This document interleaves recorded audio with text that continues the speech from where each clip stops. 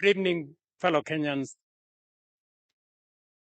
Tonight, I invite every Kenyan to what I believe will become the most consequential national conversation since the adoption of our Constitution in 2010.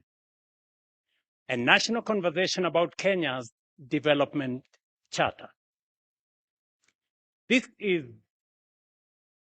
a national undertaking about the future of our republic, about the development imperatives enshrined in the articles of our Constitution, the attainment of the Constitution's high development aspirations, and the opportunities we owe future generations as a result. This national conversation must rise above politics, transcend electoral cycles, and unite us around a shared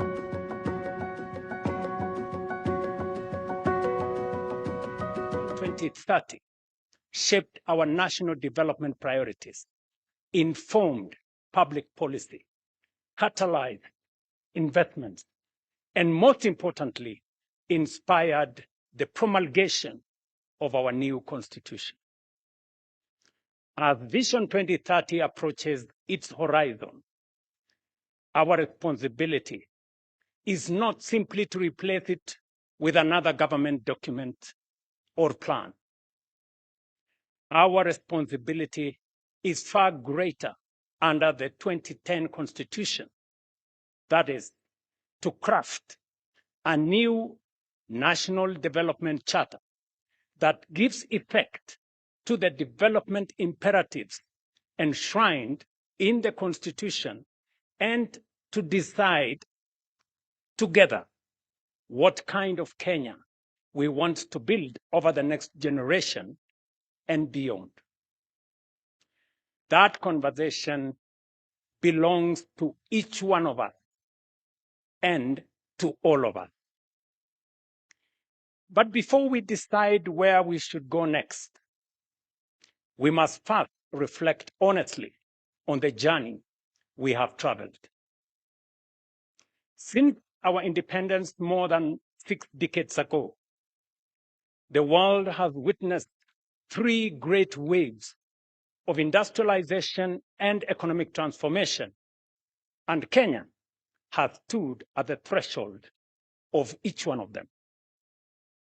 Each wave lifted hundreds of millions of people out of poverty, transformed low-income economies into high-income nations, and created new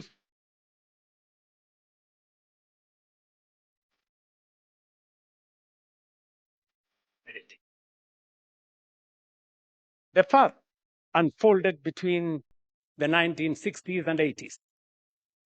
It involved the East Asian tigers, including South Korea, Singapore, Taiwan, and Hong Kong, which transformed themselves into prosperous, high-income, industrialized economies.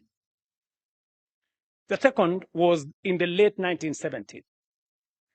China, together with Malaysia, Thailand, Indonesia, and Mauritius, embarked on bold economic reforms that lifted hundreds of millions of their citizens out of poverty and transformed their economies into globally competitive manufacturing and investment hubs.